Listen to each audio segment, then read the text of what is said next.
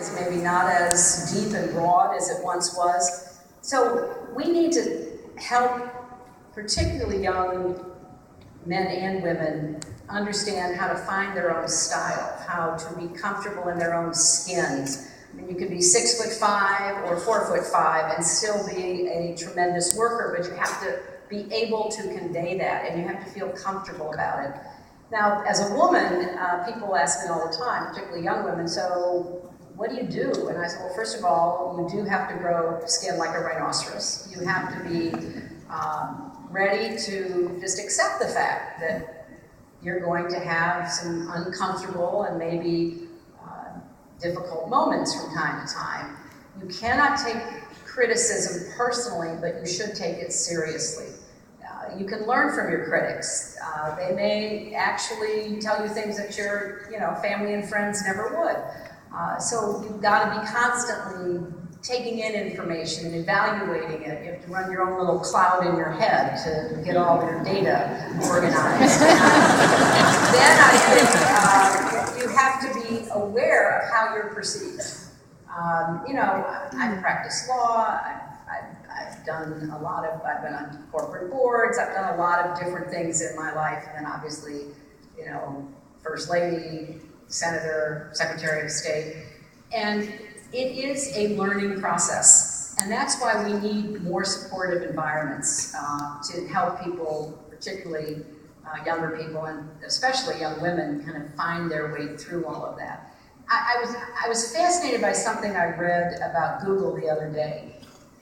Google actually was looking at its data, like why, when it comes time to ask for promotions or ask for raises, do so many more of our male employees ask than our female employees?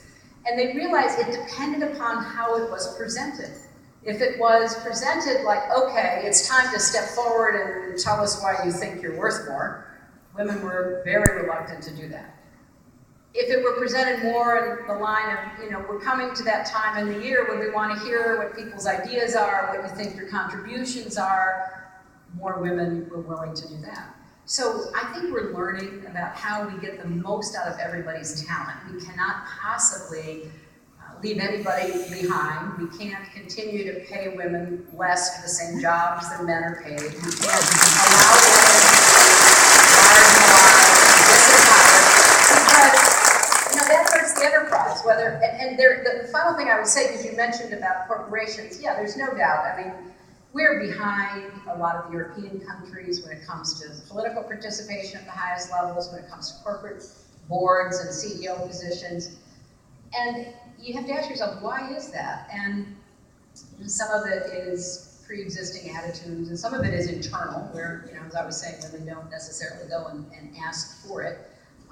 But some of it is there really are more hurdles for women to get through. So companies need to take a look and say, how do we get the best talent? And there are some studies which show that women on corporate boards actually enhance a company's productivity, and that's something to be looked at. So we need to analyze the data. This is a data-driven group. We need to analyze the data, and then we need to share the lessons that we derive from it.